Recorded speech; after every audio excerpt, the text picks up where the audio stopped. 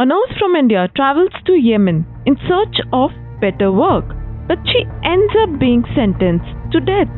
Today, we are diving deep into the full timeline of this case, from her quiet beginnings in Kerala to the prison cell in Sana.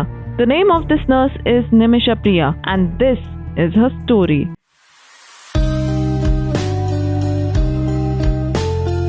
This is Crime and Clue, and let's start from the beginning.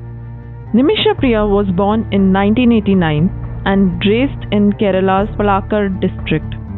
Her father worked as a daily wage labourer and her mother as a domestic helper. A local church supported her, helping her complete a course in nursing. She was hardworking and determined. And so, in 2008, Nimisha decided to move to Yemen for better employment opportunities. Post moving to Yemen, she landed a job at a government-run hospital in Sana, and over the years, she changed various hospitals. Everything was going well for Nimisha. Then came the year 2011. Nimisha was 22 years old and she married Tommy Thomas in India. And together they moved back to Yemen, where Tommy found work as an electrician's assistant. Meanwhile, something else was unfolding in 2011. Something much bigger. That year, Yemen experienced a significant uprising as a part of the Arab Spring movement. For those of you who haven't heard about the Arab Spring, it was a series of pro-democracy protests that originally began in Tunisia and quickly spread across several countries in the Middle East and North Africa. As a result, President Ali Abdullah Saleh's 33-year rule came to an end, and in February 2012, he stepped down, transferring his power to his vice president. Now, this is an important context to understand how the events unfolded and to better grasp where Yemen and India stand today diplomatically. During this period of national chaos, Nimisha's personal life continued to move forward. In December 2012, she gave birth to a baby girl. But with a growing family and a country inching towards a civil war, expenses were rising, and it was becoming increasingly difficult to make a living. Determined to support her family, Nimisha decided to open her own clinic. But there was one problem. Under Yemeni law, foreign nationals were required to partner with a local citizen in order to start a business. And this is where Talal Abdu Mehdi enters the story. He had a clothing store in Yemen and was a small businessman. His family used to visit the hospital where Nimisha worked as a nurse, and Nimisha and her husband used to visit his store. Nimisha's husband approached Talal, explaining that they wanted to open a clinic and required his assistance to secure the license. Nimisha gave Talal 6 lakh Yemeni riyals to secure the permits for the clinic.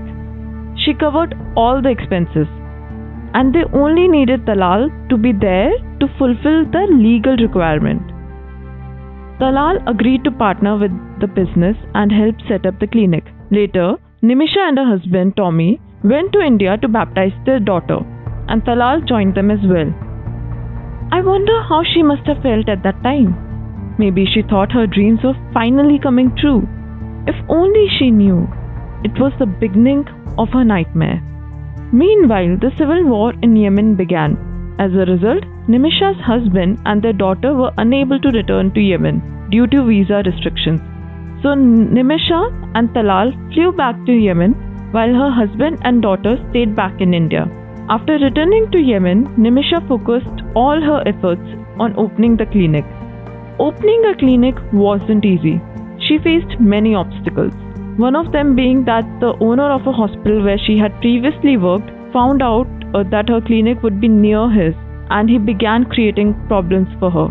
But she overcame all of it, and finally, her clinic was opened in 2015. The name of the clinic was Al-Aman Medical Clinic, and it was a 14-bed facility. 2015 was also the year when the Indian Armed Forces conducted a large-scale evacuation of Indian citizens and foreign nationals from Yemen due to escalating conflict. This operation was called Operation Rahat. But since Nimisha and her husband had put in both their life savings, as well as borrowed money into the clinic, and so Nimisha decided to stay in Yemen. Soon after, the Indian embassy in Sana'a was relocated to Djibouti, a country in East Africa. For a short while, around 2 to 3 months, things seemed to be going well for Nimisha.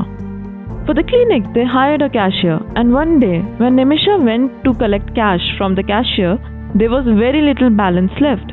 The cashier said that Talal had taken the money. When Nimisha confronted Talal, it led to a heated argument, and from then on, everything changed. Talal began regularly taking money from the clinic, which was basically Nimisha's earnings.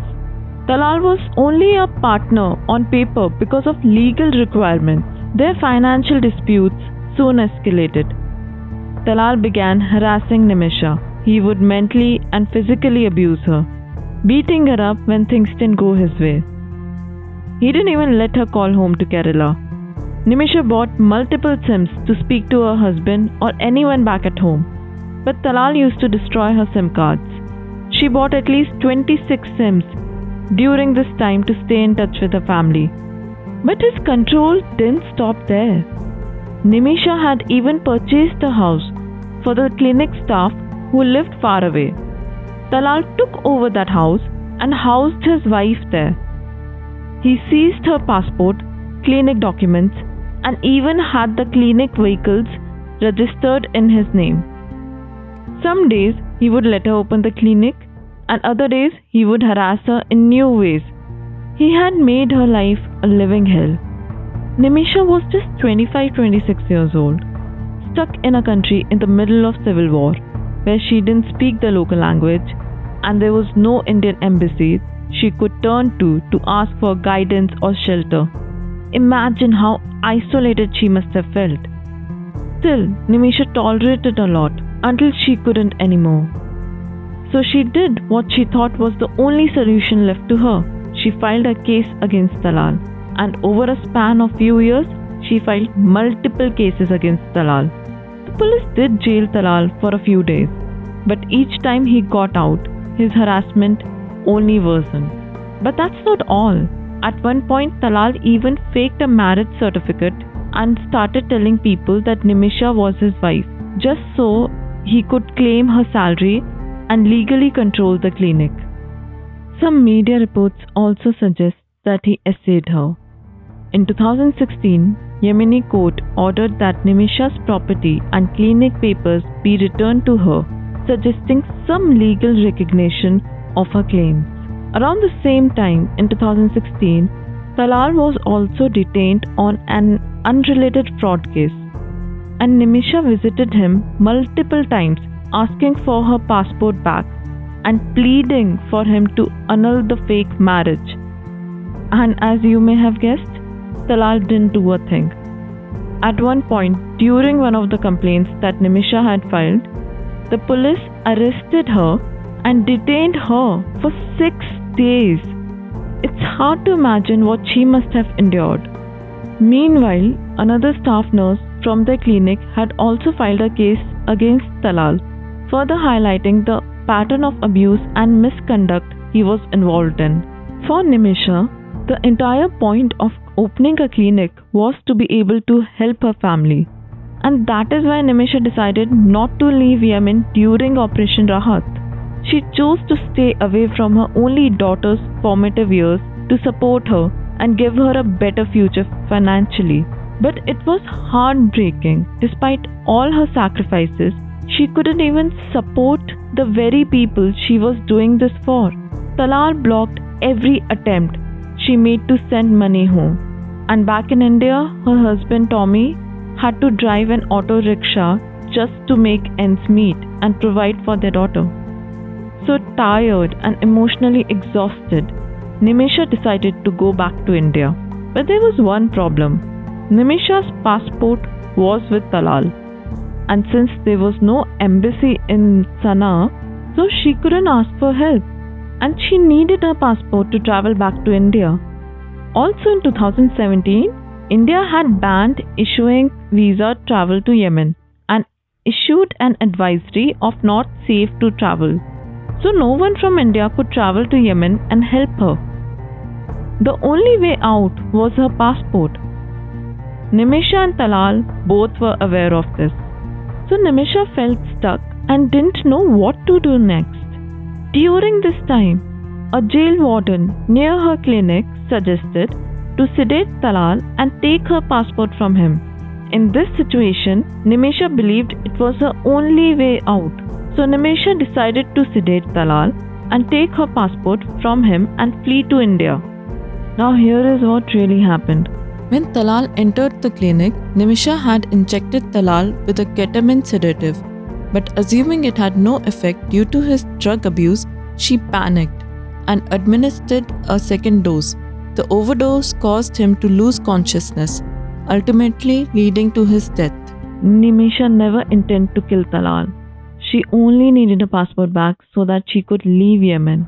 And so scared of what she had done and unable to think properly, she called her friend, who then helped her dismember the body and dispose it in the water tank. Nimisha then tried to flee from Yemen-Saudi border. On the other hand, neighbors started complaining of foul smell from the rooftop water tank of Nimisha's clinic. That is when the police was alerted, and when they investigated, they discovered Talal's body. They arrested Nimisha while she was trying to cross the border. In custody, police made her sign confessions in Arabic, a language she didn't understand. Her court hearings were also conducted in Arabic without an interpreter. Reports say she lacked adequate legal representation.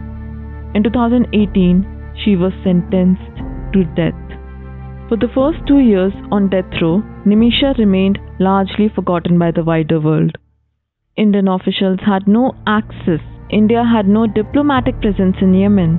During this time, Nimisha's health and mental state reportedly suffered significantly. In 2020, Yemeni court upheld a death sentence, rejecting her arguments entirely. All attempts at legal remedy were systematically dismissed. Then around 2021 to 2023, things started to change as Nimisha's family and NGOs in India began campaigning more actively and seeking diplomatic intervention. It got more media coverage and more people joined in to help. A final appeal went to Yemen's Supreme Judicial Council. In November 2023, this last effort was also denied. Yet, that judgment introduced a glimmer of hope. Under Sharia law, Talal's family could still pardon her by accepting diya or blood money. This means Talal's family has the right to forgive Nimisha in exchange for a negotiated sum of money.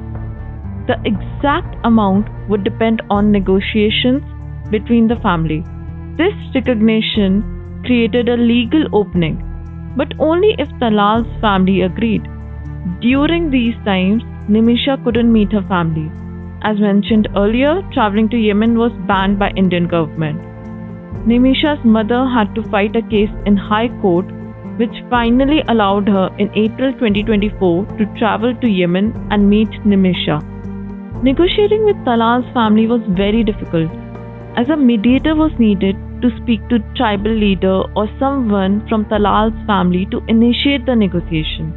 Around that time, one of Talal's relatives had given an interview to the media stating that he would not pardon the woman who killed Talal for any amount of money.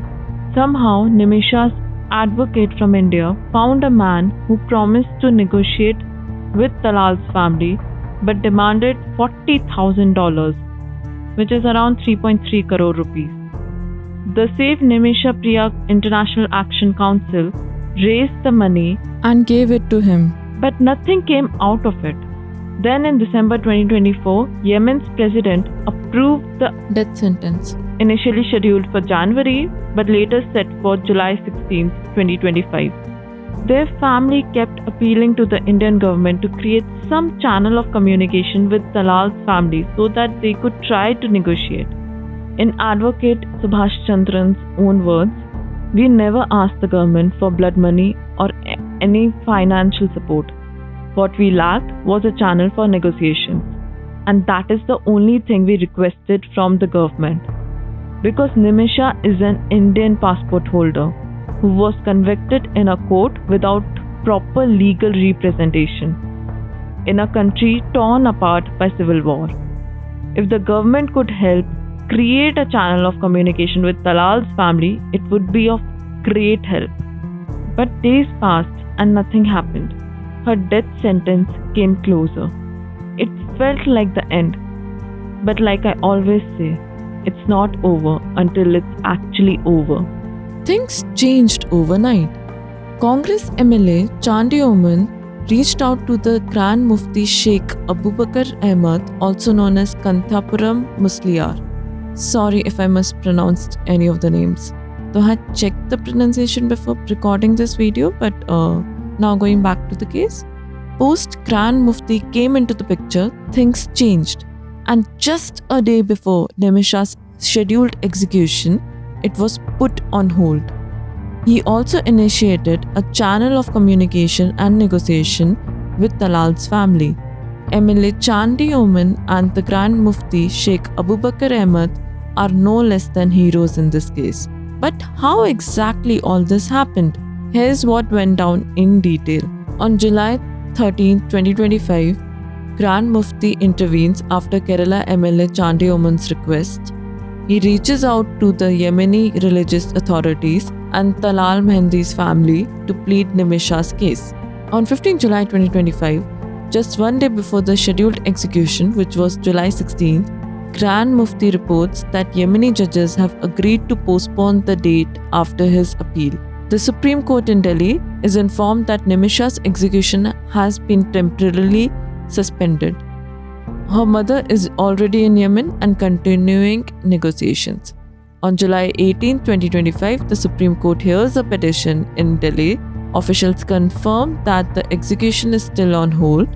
The Save Nimisha Priya Action Council requests permission to send a 6-member Indian mediation team to Yemen. On 23 July 2025, the Save Nimisha Priya Council officially requests the Ministry of External Affairs to send the delegation. On July 28, 2025, Kanthapuram's office announces that a high-level meeting in Sana'a has agreed to cancel Nimisha's death sentence. And today, as I record this podcast, on July 29, 2025, the Ministry of External Affairs has reiterated that there is no official confirmation from the Yemeni government yet. Meanwhile, Yemeni media and human rights activists report that Nimisha may now face either release or life imprisonment. However, Talal's family has publicly denied that any pardon has been granted. Nimisha Priya's daughter is 13 years old now. She has spent almost her entire life without her mother by her side. All she wishes for is to have her back home with her. So that was today's case. Let me know your thoughts. And one last thing, there are 2 playlists on this channel, one for the Hindi podcast and one for the English podcast. The cases covered in each are different, so do check out other episodes as well. Thank you so much for listening. This was Crime and Clue. Take care.